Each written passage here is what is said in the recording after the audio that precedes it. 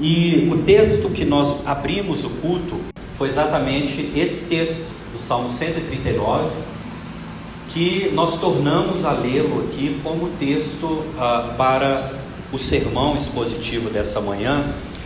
E eu quero fazer coro ao André, que quando fazia a leitura disse que esse é um dos salmos preferidos dele. E eu confesso para vocês que esse também é um dos meus salmos preferidos. Para quem acompanha aí a leitura do lecionário, a gente sabe que o lecionário sempre indica para nós 3 leituras ao dia. Então nós temos aí uma leitura geralmente dos Salmos, nós temos uma leitura lá no Novo Testamento, e também no Novo Testamento nós temos uma leitura do Evangelho, né? Porque na realidade toda a Sagrada Escritura ela converge para o Evangelho. Aliás, foi Jesus quem disse isso, né? Segundo João, capítulo 5, verso 39, Jesus disse: vocês examinam as Escrituras porque vocês procuram ter nela a vida eterna, e são elas que testemunham de mim. Então, toda a Sagrada Escritura é para nós cristãos um grande documento cristológico. Ou seja, isso significa que toda a Escritura ela está convergindo para a pessoa de Jesus Cristo. E veja, meus irmãos, esse Salmo 139, na realidade, os exegetas, os estudiosos, né, os peritos nas Sagradas Escrituras, eles dizem que na realidade esse é um poema que foi elaborado, um poema que podia ser declamado numa liturgia de culto, um poema que podia ser orado de modo coletivo, ou que também podia ser uma oração no seu momento devocional e pessoal com Deus. Apesar de ser atribuído a Davi, há controvérsias a respeito da autoria desse poema ou desse salmo, mas isso é secundário.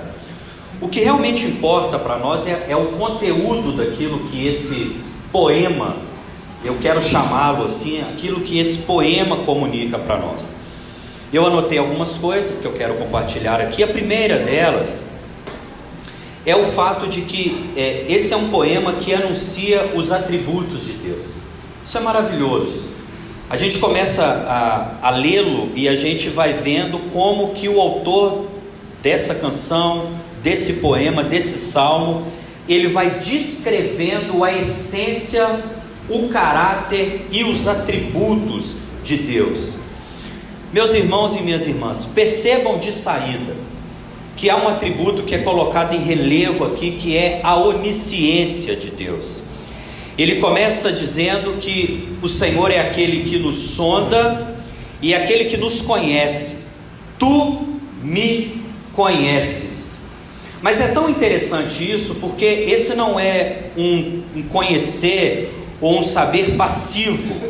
Na realidade, esse é um saber que congrega 2 elementos. Primeiro, a essência de Deus, que conhece todas as coisas, que sabe todas as coisas pela sua própria natureza divina, e somente Deus tem esse poder, essa sapiência absoluta que o faz sabedor e conhecedor de todas as coisas. Mas também esse saber de Deus, e é interessante, irmãos, eu não sei se vocês prestam atenção naquilo que vai sendo construído ao longo da liturgia. Eu sou alguém que eu gosto de cultuar, mas de perceber os detalhes da liturgia. E o André não sabia sobre o que eu ia pregar, aliás, ninguém sabia, né? Eu elaborei o sermão sozinho na minha casa, eu e Deus, né? Mas o André, ele falou a respeito de relacionamento aqui. E esse é um elemento que está muito vivo aqui no esboço do meu sermão, porque esse saber de Deus, esse conhecer de Deus, ele se liga também diretamente à relacionalidade de Deus conosco. Perceba isso, irmãos. Deus nos sonda. Quer dizer, Ele poderia, porque Deus é totalmente livre e Ele pode todas as coisas, nos conhecer apenas pela sua onisciência, que é absoluta. Mas Ele não se restringiu a nos conhecer apenas pela sua onisciência. Ele vem a nós, Ele entra para dentro de nós e Ele sonda cada um de nós. Quando a gente fala de sonda, muito provavelmente, talvez a época não tivesse ainda essa imagem, mas eu rememoro hoje daquela sonda médica, né? Que é exatamente aquele objeto que incomoda extremamente, né? Que é introjetado, né? Pela boca da pessoa, e que causa evidentemente muita dor e muito sofrimento. Então eu imagino esse tu me sondas como de fato esse Deus que entra para dentro de nós, né? Porque quando a gente lembra lá do relato do Gênesis, no capítulo 2, aquela narrativa, que alguns creem na sua literalidade, outras creem nela de modo metafórico, que não vem ao caso aqui, mas é interessante que Deus assopra dentro do homem, né? E esse sopro, ele lembra a ruá, né? O próprio Espírito, é a mesma palavra que fala do Espírito. Então quer dizer, Deus entra para dentro de nós, e é exatamente por entrar dentro de nós, por estar dentro de nós, que Ele nos conhece profundamente. Portanto, nós poderíamos dizer, Deus nos conhece porque Ele nos sonda, e é porque Deus nos sonda que Deus nos conhece. Portanto, irmãos, isso anuncia um Deus, e veja, meus irmãos, nós precisamos entender isso. O Deus anunciado na Sagrada Escritura, e sobretudo o Deus entendido na perspectiva cristã, Ele é um Deus cuja proposta é extremamente relacional. E aí eu trouxe aqui alguns comparativos da perspectiva de Deus em outros olhares. Então, por exemplo, para Platão, o grande filósofo grego, Deus era chamado de um demiurgo. Grosso modo, esse demiurgo era uma entidade não relacional, uma entidade que não tinha sentimentos, portanto, uma entidade que não contactava a pessoa humana. Portanto, para os gregos platônicos, acreditar em Deus significava apenas acreditar em um ser ou em uma força originária totalmente indiferente à criação humana, à criatura humana. Aristóteles, que foi discípulo de Platão, mas seguiu uma outra linha filosófica, entendia Deus como motor imóvel. Vocês já devem ter ouvido essa expressão lá nas nossas aulas de filosofia no ensino médio. Aristóteles dizia que Deus era um motor imóvel, ou seja, bem próximo da perspectiva platônica, era uma força originária impessoal, não relacional, não afetiva, não sentimental, indiferente também ao ser humano. Nós temos ainda os ídolos pagãos, que mais abaixo sequer eram entidades, eram seres.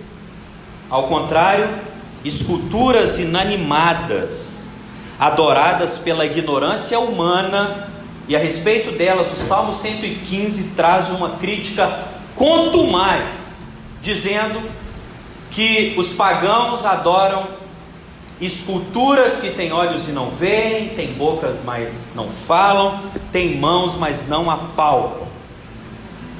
E quando a gente vê esse cenário, essas imagens, essas perspectivas de Deus, e nós olhamos para a Sagrada Escritura, nós temos a doutrina da Trindade, que revela um Deus pessoal, um Deus comunhão. Irmãos, isso é uma das coisas que mais me tocam. Eu pensava que essa era uma originalidade do Marcos Almeida, e para minha alegria eu fui descobrir que na realidade esse foi um axioma de Bonhoeffer, né, que é o meu teólogo de estimação. Foi Bonhoeffer que disse: Deus não é solidão, Deus é comunhão. Então veja, o que é a Santíssima Trindade? É uma eterna interrelacionalidade. No mistério de Deus, não é isso que anuncia a nossa fé? Não é isso que nós vamos declarar juntos daqui a pouco no credo apostólico? que nós cremos nesse Deus Pai, que nós cremos em Jesus Cristo, que nós cremos no Espírito Santo, 3 pessoas, mas não 3 deuses, apenas um só Deus. Mistério da nossa fé. Algo que parece irracional, mas não é irracional. É algo que transcende a capacidade da razão, e é por isso que nós admitimos por fé, e não por uma lógica humana. Então é isso que a nossa fé anuncia a cada um de nós. E percebam, meus irmãos e minhas irmãs, a divindade de Deus converge para o relacionamento com a humanidade. Irmãos e irmãs, vocês já pararam para pensar isso? Por que Deus criou a nós? Certamente, de modo contundente, nós podemos afirmar, não era por necessidade, porque comunhão Deus já tinha desde a eternidade com o Filho e com o seu Espírito. Antes de nós anunciar a nossa fé, já haviam seres criados na eternidade, como os anjos, como os querubins, como os serafins. Então já havia um povoamento nessa outra dimensão, antes que a realidade terrena fosse criada. Portanto, Deus criou por livre vontade, Deus criou por livre querer, e Deus criou porque Ele queria estender a comunhão da eternidade para a humanidade recém-criada. Então veja, todo o plano divino converge para o relacionamento. Aliás, meus irmãos e irmãs, esse talvez é um elemento mal compreendido por nós, né? Porque a gente associa, e observem que aqui a priori, né? A gente associa a obra de Jesus Cristo a nos tornar pessoas moralmente melhores. Mas Jesus não veio para nos tornar a priori, em primeiro lugar, pessoas moralmente melhores. Porque se fosse esse o caso, vocês se lembram daquele jovem rico que guardava os mandamentos? Jesus o amou por isso, que Jesus o admirou porque ele era um ótimo guardador dos mandamentos. Na realidade, a vinda de Jesus Cristo não foi para nos tornar a priori pessoas moralmente melhores, foi para restaurar a comunhão do homem perdida com Deus.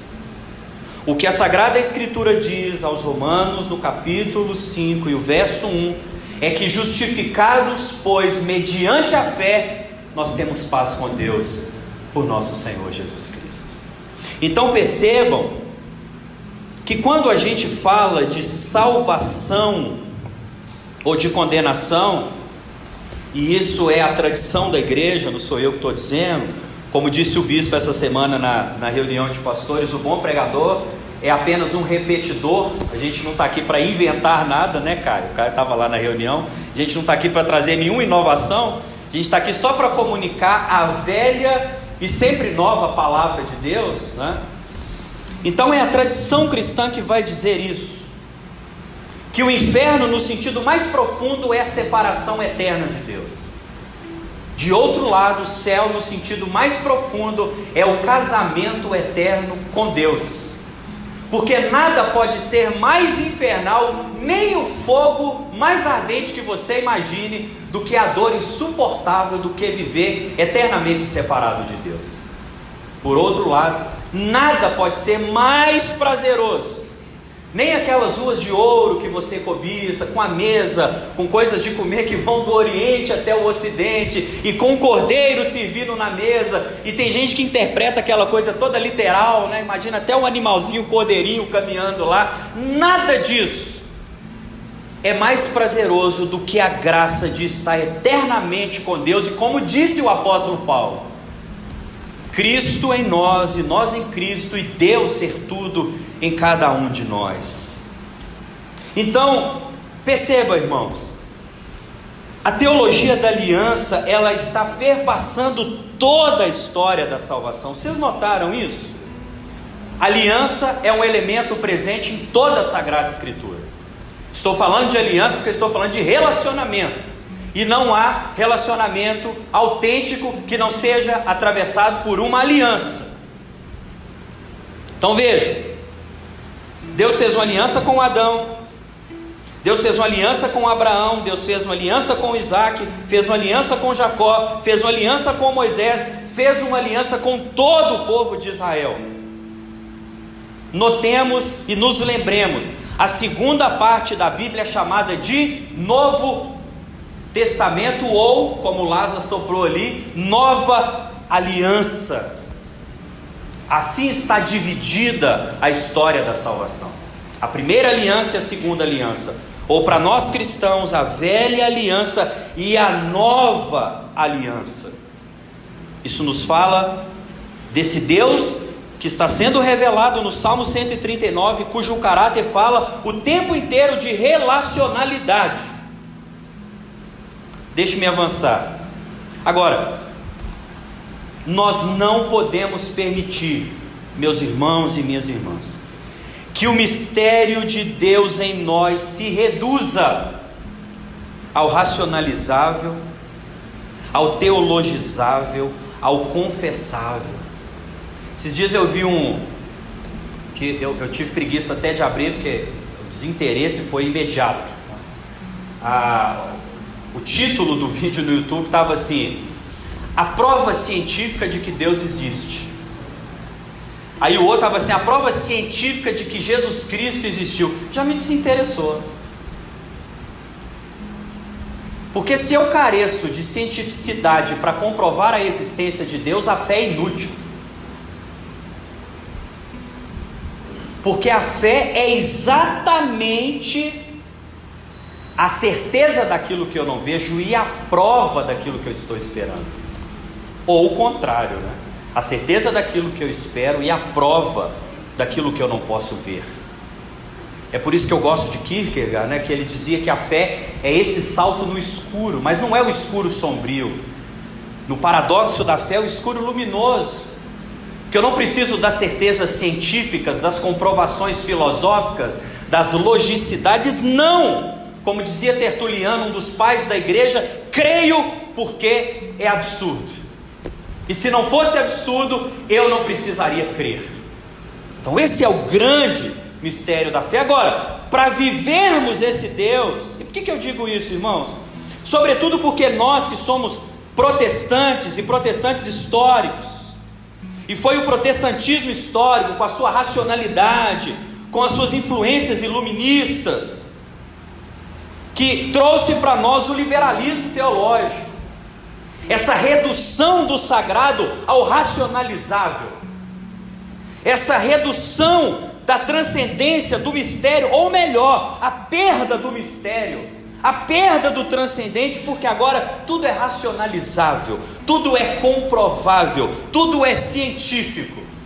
Eu não sei vocês, irmãos, mas eu, que nasci crente, estou vivendo crente, vou morrer crente, nunca tive contato com alguém que se converteu a partir de uma discussão filosófica. Todas as pessoas que eu conheço converteram porque o Espírito Santo as convenceram do pecado, da justiça e do juízo. E se o Espírito de Deus não for capaz de convencer um pecador, todas as nossas teologias são inúteis e inoperantes diante da obra da conversão que só o Espírito de Deus pode fazer na vida da pessoa humana. Mas nós reduzimos, irmãos e irmãs, nós reduzimos porque nós, e observe que eu digo nós, porque eu me incluo, nós confundimos conhecer sobre com se relacionar com uma pessoa. São coisas diferentes. Vou citar o meu irmãozinho Lázaro aqui como exemplo. Eu posso conhecer várias coisas a respeito do Lázaro. Se eu entrar na página dele do Instagram, com toda certeza eu vou ter ali conhecimentos a respeito das opções políticas, a respeito dos gostos musicais, a respeito dos interesses turísticos dele, a respeito do estilo do que ele gosta, das pessoas que mais o atraem, do meio social com que ele convive. Eu vou ter várias informações. Se você entrar no meu Instagram, você vai ter várias informações a respeito de mim. Você vai saber quem são meus amigos, quem quem é a minha família, qual é o tipo de música que eu ouço, quais são os shows que eu gosto de ir, qual é o tipo de literatura que eu leio, que eu estou sempre falando lá. Você vai saber um monte de informações a respeito de mim. Mas o fato de que você tenha informações a respeito de mim não significa que você tenha relacionamento comigo. O fato de que eu tenha informações a respeito de você não significa absolutamente que eu me relacione com você. E a questão que eu trouxe como interpelação a nós é: será que nós temos um conhecimento apenas teológico de Deus? Será que nós temos apenas um conhecimento racional a respeito de Deus? Ou um conhecimento confessional? É curioso isso, né? Como que a repetição é pedagógica e interioriza as coisas dentro de nós. Eu completou 8 meses de Estação Casa. Eu lembro que no começo eu ficava vendo aquele monte de citação e aquela coisa, e credo e comissionamento. Eu falava, gente, eu nunca vou decorar isso. Hoje, como eu me dou conta, automaticamente eu já falo o comissionamento, e eu já sei o que falar depois das leituras do texto. Em nenhum momento eu parei na minha casa e falei, não, eu vou ler isso daqui, vou gravar, não. Automaticamente a repetição a gente vai interiorizando. Então quer dizer, pode ser que nós temos uma confissão a respeito de Deus, a gente saiba dizer, não, Deus é trindade, os fundamentos bíblicos da doutrina da trindade é essa. Eu acredito na igreja porque nós temos uma eclesiologia sólida, e a gente saiba citar a escritura, saiba citar o Locke, saiba citar os teólogos. Mas a minha pergunta é, a nós entramos para a dimensão experiencial de Deus? De fato, nós experimentamos o mistério de Deus? O Deus que nos sonda é sondado por nós? O Deus que nos conhece é conhecido por nós? O Deus que vem ao nosso encontro recebe a nossa visita ao encontro dele? Veja, irmãos, a Bíblia é um amálgama de doutrinas e narrativas. E eu arriscaria afirmar para vocês, nós temos na Bíblia mais narrativas do que doutrinas. Percebam, a vida de Abraão, narrativas de experiências de um homem vividas com Deus. A vida de Moisés e Josué, narrativas biográficas de homens que viveram experiências com Deus. A história de Davi, narrativa de um homem que viveu experiências com Deus. O que é o livro dos profetas? Narrativas de homens que viveram histórias, experiências com Deus, convocando o povo a experimentar e a vivenciar esse Deus. Os Atos dos Apóstolos, de igual modo, e os Evangelhos também são narrativas a respeito da vida de Jesus e, evidentemente, também da sua mensagem, da sua doutrina, do seu ensinamento. Eu não sei por que, meus irmãos e minhas irmãs, e eu não sei quando isso aconteceu, mas a igreja, em sua história, ela é infelizmente atravessada por cisões, né? Por rompimentos. A gente vai rompendo, isso não é novo, desde a época de Paulo. Uns diziam, eu sou de Apolo, eu sou de Pedro, eu sou de Paulo, e etc e tal. E há no cristianismo contemporâneo aqueles que são da escritura e aqueles que são da experiência. Aí você já vai identificar, né? Os reformados são aqueles que dizem escritura, escritura, escritura, é quase uma bibliolatria. Eles quase adoram o livro e não a pessoa para quem o livro aponta. Mas por outro lado, nós temos o pessoal só da experiência. Aí você vai lembrar do povo do manto, do povo do mistério, do povo que todo culto está tendo revelação, todo culto Deus está falando com ele. Eu falo, gente, mas eu não ouço nada, eu não vejo nada, eu estou morto espiritualmente, né? São aquelas pessoas só da experiência. Dois extremos, irmãos. Graças a Deus, e é por isso que eu me identifiquei na tradição anglicana, porque nós somos o caminho do meio.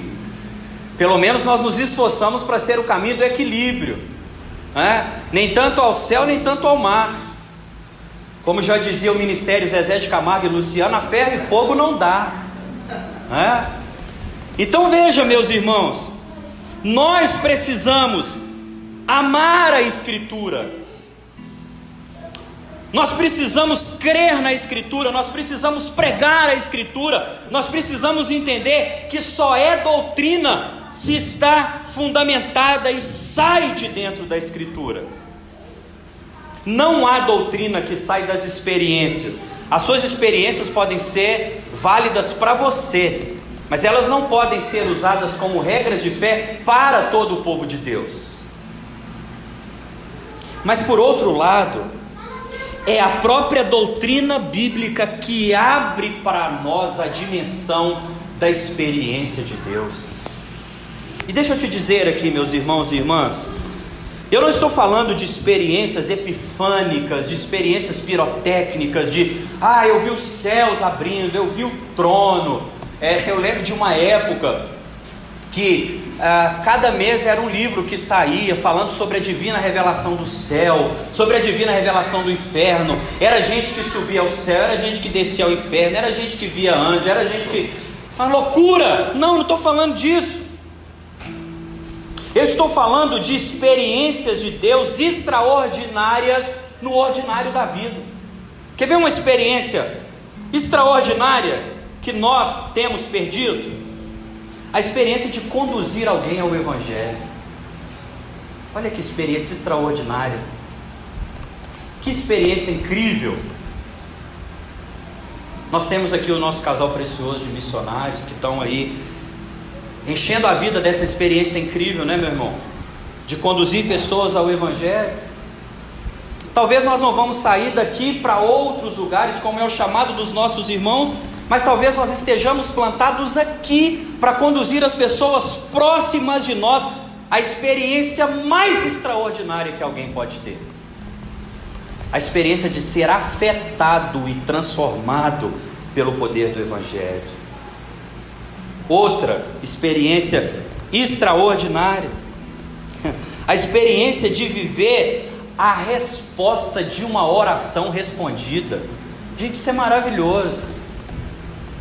Eu tinha um hábito, confesso que eu perdi, mas eu me recordo, e é bom que eu quero retomá-lo nesse ano de 2024, de escrever as minhas orações e a data das orações, sabe?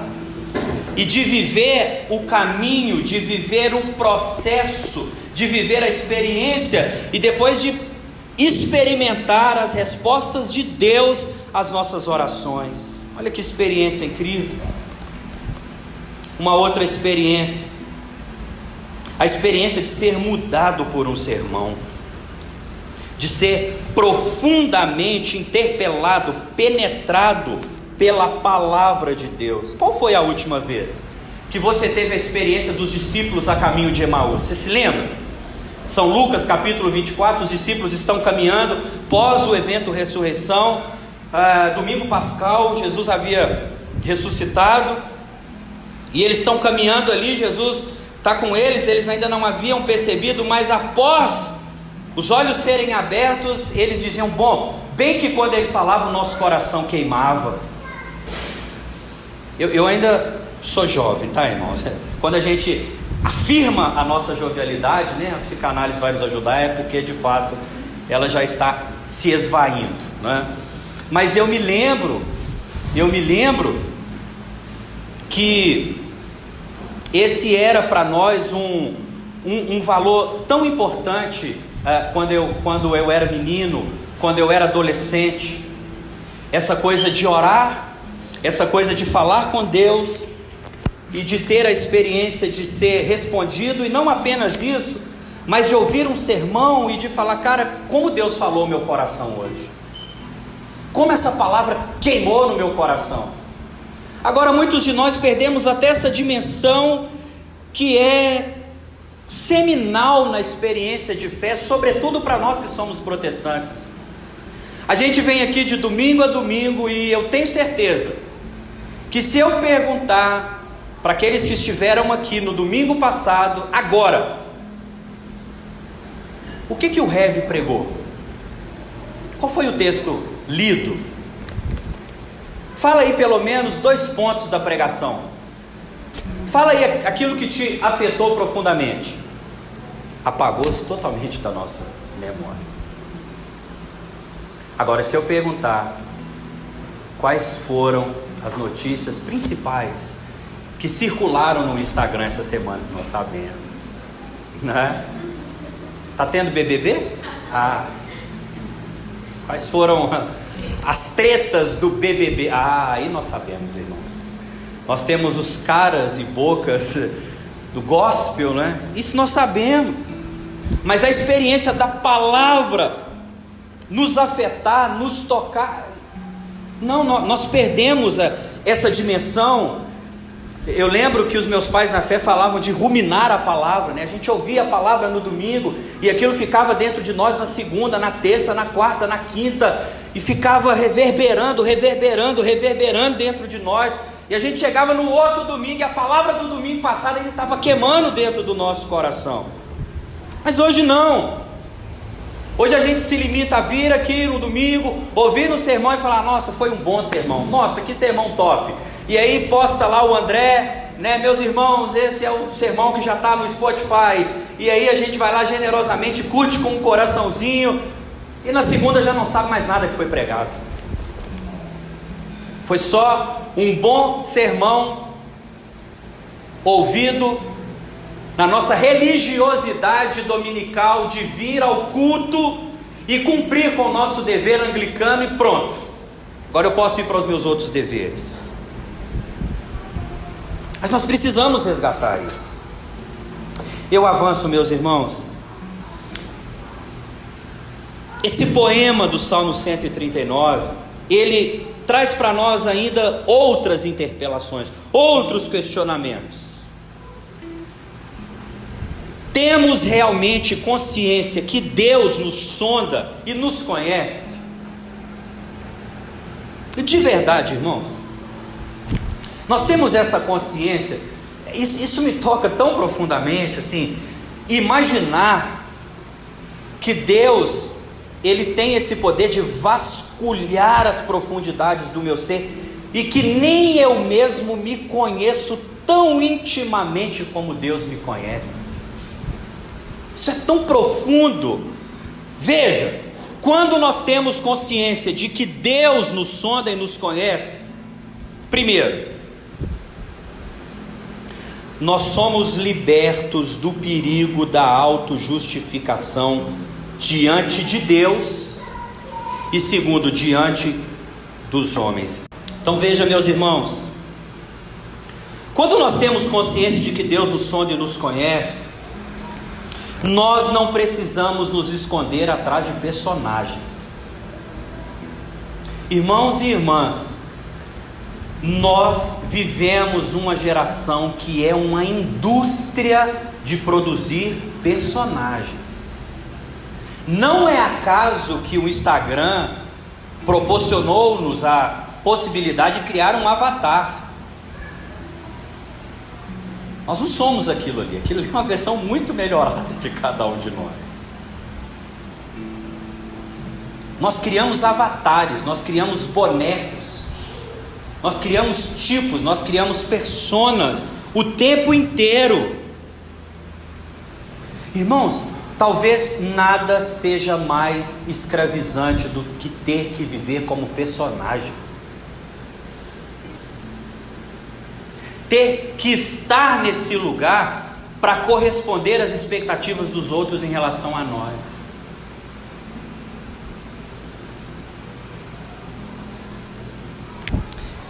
Há uma frase atribuída ao grande filósofo alemão Friedrich Nietzsche. Ele dizia: eu não me assusto com nada que é humano, porque eu também sou humano. Esses dias eu aconselhava um filho na fé, não é aqui da nossa comunidade, da comunidade onde eu era. E ele falava: mano, mas e aqueles caras, Aí ele foi citando, e Charles Spurgeon, e Santo Agostinho, e John Wesley. Eu falei: podres como nós. Como nós. Mas não é possível, D.L. Moody e Billy Graham, podres como nós. É porque nós assistimos só o personagem. Nós assistimos só o homem do púlpito, com o microfone na mão, pregando o evangelho. Você vai dizer, nossa pastor, mas essa palavra é pesada. Mas é o evangelho. A cruz revela que estamos nivelados pela condição adâmica. São Paulo aos Romanos 3,23 foi categórico, de tal modo que nem Kant o poderia ser. Todos pecaram. Todos pecaram e todos carecem da glória de Deus. Paulo foi um rolo compressor. Ele disse: não há ninguém bom, não há ninguém que faça o bem, não há um justo sequer, não há quem busque Deus. Sabe o que eu acho maravilhoso, irmãos, nisso? Esse fato da cruz nos nivelar. É porque isso mostra que no reino ninguém é. Em Cristo nos tornamos. Então, meu querido irmão e irmã, diante da cruz, o meu currículo acadêmico, o meu currículo Lattes, teu currículo Lattes, as minhas experiências de vida de fé, de 20 anos pregando, ou as suas de 30, de 40, elas são totalmente insignificantes. Totalmente insignificantes. Você vai dizer, ora, mas eu tenho uma vida devocional, eu tenho uma vida de piedade, eu sou caridoso, eu oro. Mas nada disso revela a nossa bondade. Pelo contrário, tudo isso revela a bondade de Deus, que pelo seu Espírito está gerando frutos na nossa vida. Ninguém aqui tem vontade de orar, não, irmão. Quando você sente aquele desejo, é porque o Espírito Santo já está dentro do você no nível. Fala assim, meu filho, ora e você vai morrer. Ninguém aqui tem desejo de natural, ok? Desejo natural, da nossa condição, da nossa natureza pecaminosa, de ler a Bíblia, não. A gente tem desejo de ficar no Instagram vendo vida dos outros, ficar no YouTube vendo tudo quanto é porcaria que o YouTube vai sugerindo para alimentar a nossa vida de superficialidade e banalidade. Isso a gente gosta. Ninguém tem preguiça para ir no estádio ver o jogo, para ir assistir um show, para ir tomar uma cerveja com os amigos. Ninguém tem preguiça, mas para vir no culto, irmão, dá um cansaço, dá uma bobeira, dá uma distração, uma indisposição, melhor dizendo. Então, isso mostra a nossa condição. Agora, todas as vezes que eu estou num devocional, que eu sinto vontade de orar, que eu quero ler a Bíblia, que eu quero estar mais próximo de Deus, aí eu vejo a graça de Deus se manifestando e o Evangelho subvertendo a natureza adâmica e construindo a natureza de Jesus Cristo dentro de nós. Paulo apóstolo, 1 Coríntios capítulo 15, verso 10 disse: não eu, mas a graça de Deus em mim.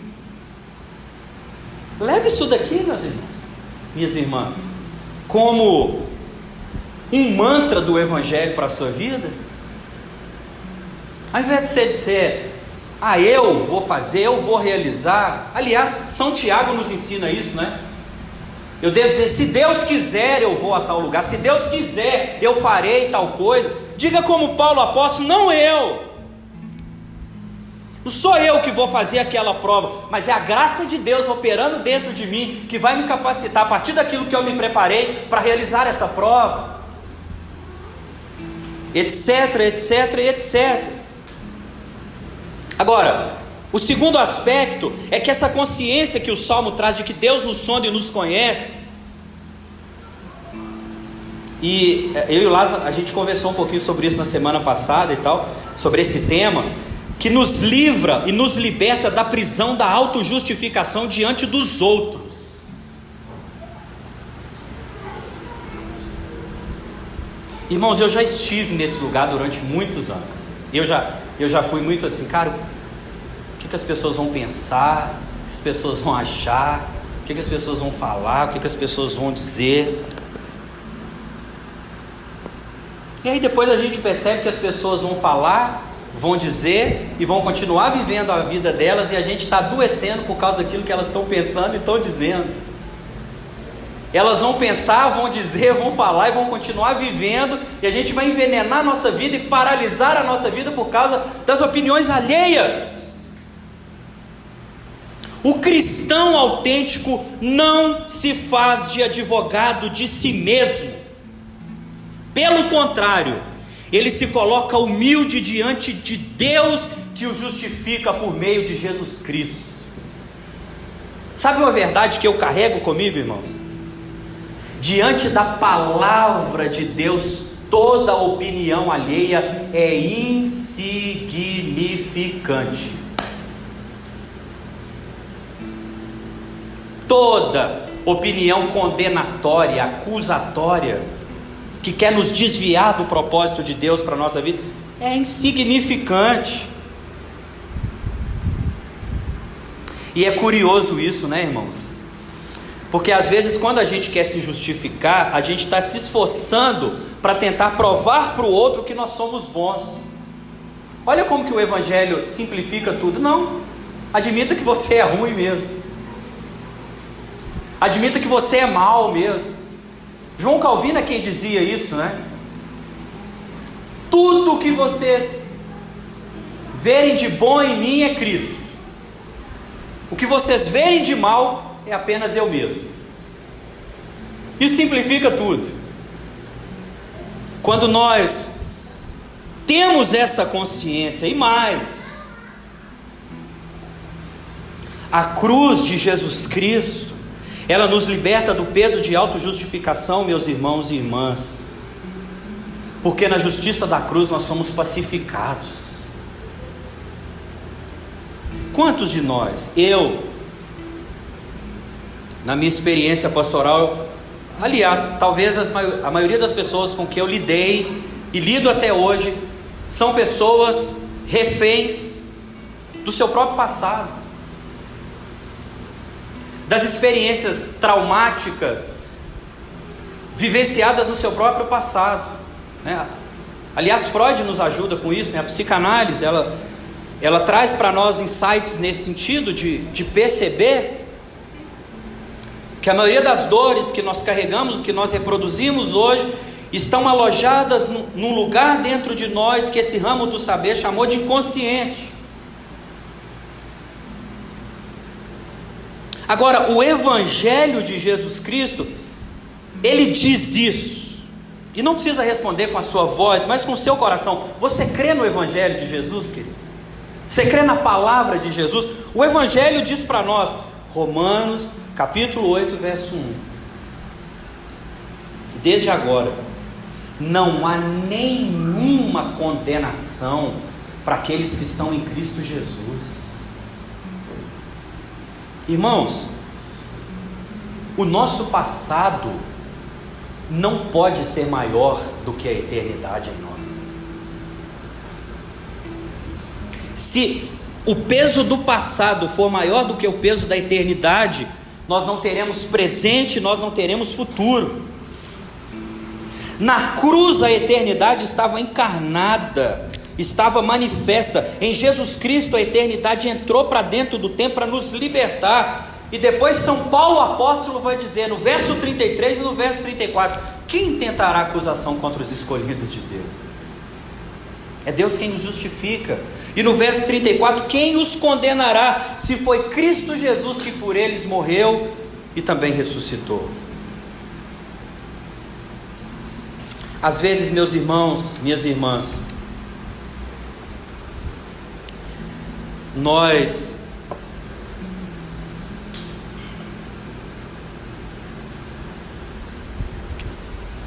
nós precisamos não apenas do perdão de Deus, porque Deus já nos perdoou. Aqui é a comunidade daqueles que foram perdoados. Nós somos chamados ao Evangelho, nós somos chamados à mesa de Cristo, porque nós somos perdoados por Ele. Mas às vezes nós precisamos perdoar a nós mesmos, ou nós precisamos reconhecer o perdão de Deus em nós, que nós mesmos não tivemos a capacidade de liberá-lo. Por último, e eu caminho para o fechamento desse sermão, nosso irmão Vitor leu aqui, e como isso me toca profundamente. O verso 13 desse Salmo 139 diz: sim, tu formaste os meus rins. Rins aqui é um arcaísmo bíblico para se referir à região dos afetos. Poderia ser traduzido por coração, né? Mas a Bíblia de Jerusalém, ela é mais literalista na sua tradução. Então se falava rins, porque se acreditava que a sede dos afetos e emoções eram os rins, né? E não tanto o coração, como depois veio a ser compreendido. Então, tu formaste os meus rins, tu me teceste no seio materno. Se isso aqui não fosse bíblico, a gente poderia falar que era heresia, mas o que está escrito aqui é que Deus nos teceu, Ele nos desenhou, Ele nos construiu dentro do seio materno. Nós não somos, biologicamente falando, apenas o resultado de um espermatozoide que fecundou um óvulo. Não, meus irmãos. Nós somos o resultado desse Deus que a Escritura diz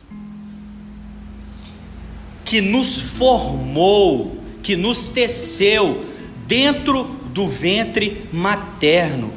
E que essa criação de Deus é tão maravilhosa que nós não temos a capacidade de dar conta de quão maravilhosa ela é. Esse é o último ponto do sermão. Eu anotei isso porque me tocou profundamente. Irmãos, o Evangelho não nos permite sermos engolidos pela ausência de sentido. Não permite. Eu não sei se vocês sabem disso. Esse foi um tema que eu estudei muito a fundo, a questão do suicídio. Já preguei muitos sermões a respeito dele no Setembro Amarelo, na comunidade onde eu era. Todo setembro nós fazemos o Setembro Amarelo na igreja para conscientização, para trazer uma palavra a partir do Evangelho e das neurociências, das psicologias a respeito do assunto, que é muito importante. E o Brasil é um dos países recordistas de suicídio no mundo, especialmente na faixa dos 15 aos 29 anos de idade. Os nossos jovens estão numa corrida frenética para o suicídio. Os nossos jovens. E pasmem, tá? Os maiores índices de suicídio, esses dados vocês podem encontrar na Organização Mundial de Saúde, na OMS, na campanha Setembro Amarelo, na campanha de prevenção ao combate ao suicídio, no site do Dr. Drauzio Varela. Todos esses dados estão lá, são dados verídicos. E pasmem, os mais altos índices de suicídio não estão nas camadas pobres, estão na classe média alta. Isso fala muito, irmão, sobretudo para nós que somos cristãos. O conforto não dá conta da ausência de sentido. Bens materiais não dá conta da ausência de sentido. Viagens, carros, conta bancária, posses, etc, não dá conta da ausência de sentido. Os potenciais e os maiores suicidas são as pessoas da classe média alta com as melhores condições financeiras. E aí, quando você vai ver lá esses dados oficiais, dados federais e até internacionais, há várias causas: depressão, crise do pânico, decepções amorosas, problemas familiares, falta de sentido. Ocupam os topos. Há pessoas que têm pai e mãe dentro de casa, cresceram com os pais, ao contrário de mim, que cresci só com a minha mãe. Tem uma família estruturada, estuda nas melhores escolas, mas não tem sentido, não encontra sentido. Ninguém dá conta de uma vida sem sentido. Ninguém suporta. Percebam, irmãos, nós que somos cristãos e nós que estamos no Evangelho, que temos essa consciência. Aliás, querido, eu quero te encorajar, porque eu já lidei com o problema do suicídio na minha família, e eu já flertei muitas vezes. Eu me cuido, eu me trato, isso não é novidade para os irmãos, e aqui não tem personagens, nós somos pessoas de carne e osso. Eu faço acompanhamento terapêutico, psiquiátrico, tomo meu remédio todo dia, inclusive tomei outros antes de vir para o culto. Sou humano de carne e osso, como qualquer um, e não quero me tornar personagem em momento nenhum. Mas nós que somos cristãos, e eu quero te encorajar a isso, como eu faço, nas noites sombrias, nas penumbras da alma, da minha existência, eu declaro isso: Senhor, Tu formaste-me, o Senhor me teceu no ventre materno. Irmãos, essa consciência de que a vida pode parecer obra do acaso, mas o Evangelho destrona todo o acaso e enche a vida de um sentido absoluto, recondiciona toda a nossa existencialidade. Para nós que somos cristãos, não podemos admitir a tragédia grega, porque para os gregos a tragédia é a força motriz da história. Para o niilismo de Nietzsche, é o vazio que determina o sentido humano. Não por acaso, o grande paladino do dessentido morreu arrancando a sua própria vida. Nós não podemos admitir aquele pessimismo do filósofo Schopenhauer, que crava que viver é um amargor, que a vida é amarga, que a vida é melancólica, e que o pessimismo é o grande elemento que caracteriza a existência. Não, irmãos. Essa consciência que o Salmo 139 traz para nós, esse é o último ponto do meu sermão, é que o Evangelho... Ora, mas você está lendo o Salmo e falando do Evangelho? Sim, porque em Jesus toda a Escritura é Evangelho, e toda a Escritura aponta para Ele que é o Evangelho. O Evangelho é o reduto do sentido absoluto, irmãos. Eu aconselho vocês a ler uma pequena autobiografia de Lev Tolstói, se chama Uma Confissão. Eu tenho lá em casa, curtinho. Ele conta o processo de conversão dele. Ele já era o grande autor russo, dos dois maiores, ao lado de Dostoiévski. Ele já era o grande autor que era. Ele conta isso. Tinha uma esposa maravilhosa, tinha um casamento maravilhoso, tinham filhos que não o davam problema algum, tinha tudo que estava ao alcance e até fora do alcance pelo seu prestígio, mas ele sentia um desejo voraz pelo suicídio. Só que antes disso, ele saiu numa caminhada pelo mundo. Ter dinheiro é bom por isso, né? Eu vou sair numa caminhada viajando pelo mundo, para ver se ele encontrava o sentido. E ele foi entre os nobres, foi entre a aristocracia, foi entre a burguesia, foi entre os artistas, em lugar nenhum. E ele fez a experiência de ir entre os trabalhadores pobres da Rússia, a ralé, o proletariado. E quando ele chegou ali, isso ele conta no livro, ele nunca viu pessoas atravessadas por tanto sentido e tanta felicidade. E quando ele foi conversar com aqueles pobres trabalhadores que mal tinham onde morar e o que comer, ele descobriu que eles eram cristãos. E que o vazio eterno que ele tinha, apenas um sentido eterno dado pelo cristianismo era capaz de dar conta. E aí, ali ele começa essa transmutação que o Espírito de Deus vai fazendo nele até a sua conversão. Então, meus irmãos, eu quero convidá-los e minhas irmãs a se colocar de pé. E ainda atentos, a ressurreição detona todo o tragicismo. Ela decreta o triunfo da viva esperança por toda a eternidade. Nós que somos cristãos não podemos negar o sentido.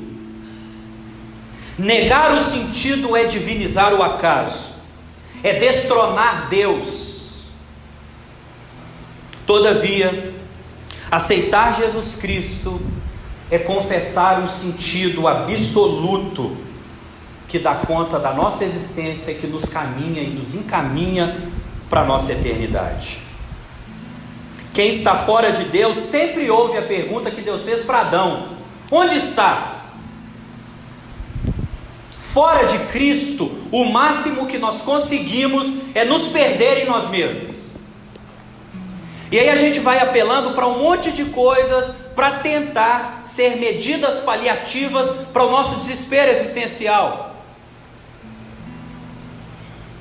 Agora, por outro lado, quem está em Jesus Cristo, ouve: te digo que tu és Pedro. Veja o paradoxo. Alguém que se perde de Deus está perdido de si mesmo. E alguém que encontra o Evangelho, no encontro do Evangelho, encontra a sua identidade. Ele não era apenas Simão, ele era Petros, ele era lasca de pedra, que estava naquele que é a verdadeira pedra, sobre quem a igreja está edificada, e as portas do inferno não prevalecerão contra ela. Eu quero te convidar a fechar os seus olhos. Pai, nós te agradecemos pelo Evangelho, nós te agradecemos pela sua palavra, nós te agradecemos porque o Senhor se revela de modo tão maravilhoso na Sagrada Escritura e de modo pleno e definitivo na pessoa bendita de Jesus Cristo, Senhor e Salvador nosso. Nós te agradecemos, Senhor, porque tu nos sondas e nos conheces, tu nos penetra. Dentro de nós pode existir uma depressão, pode existir uma síndrome do pânico, pode existir uma crise de ansiedade, porque todos esses elementos fazem parte de uma natureza adâmica. Mas dentro de nós também o Espírito de Deus habita, insuflando dentro de nós a vida da Santíssima Trindade. E que nessa manhã, Senhor, o Teu Espírito nos liberte.